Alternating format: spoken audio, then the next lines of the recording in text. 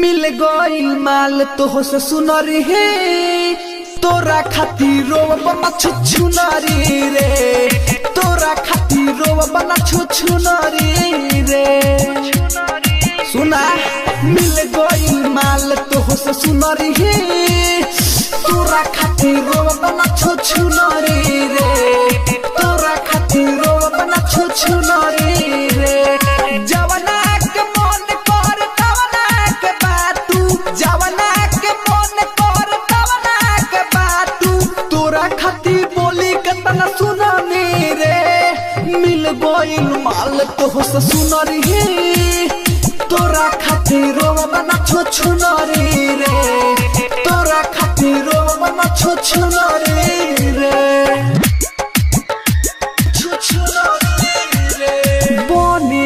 अपना के ते बिसवा सुनरी ना बाटे हमारा के गमरे ना बाटे हमारा के गमरे हो बनेले अपना के ते बिसवा सुनरी ना बाटे हमारा के गमरे नया नया अभी भी हमारा के तमे तोरा से नहीं बिया कहमरे हट जोत नजरी से हमारा तोरा खातिर रोबना छुछुनरी रे मिल गइल माल तो से सुनरी रे तोरा खातिर रोबना छुछुनरी रे राइटर गुडू बोला देन पर मोधके भइल बड़े मोहन रखनी रे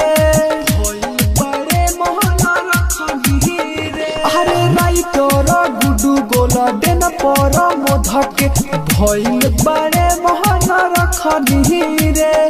कहे अमर जीत देखले आखी से ते कई बेर तोरा के चखनी रे